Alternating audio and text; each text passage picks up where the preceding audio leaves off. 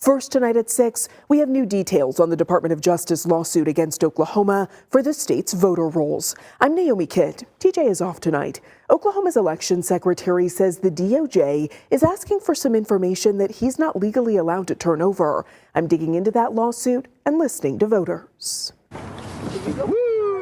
Lontrell Miller was at the park with his son when he told me he always makes sure to vote in Oklahoma elections. Our ancestors fought hard for us to come and, make a difference in our state and in our city. So I think it's very important just to get out and vote. Now, the Department of Justice wants full access to Lontrell's voter information, along with every voter in the state, saying under the Civil Rights Act of 1960, they have the authority to collect it. They're suing to get Oklahoma voters' full name, date of birth, address, driver's license, or last 4 digits of Social Security numbers. Lontrell told me that's concerning.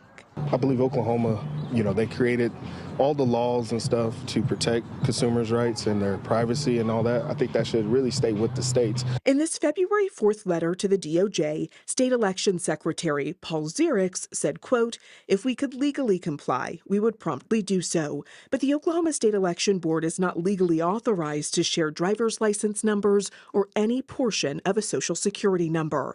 He cited Title 26 of Oklahoma statutes, which says exactly that.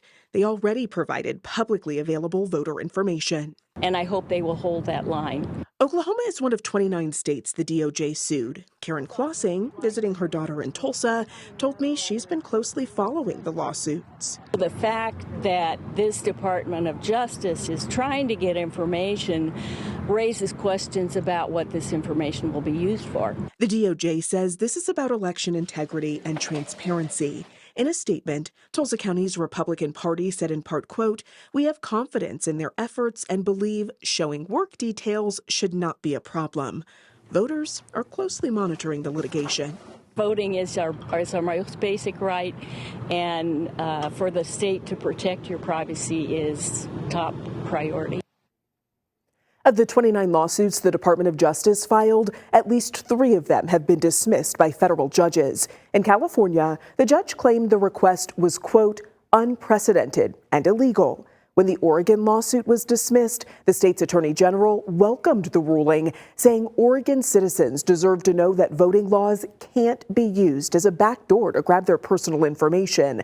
Just 2 weeks ago in Michigan, a federal judge ruled that the Civil Rights Act of 1960 does not require voter records to be released, despite the claim from Attorney General Pam Bondi.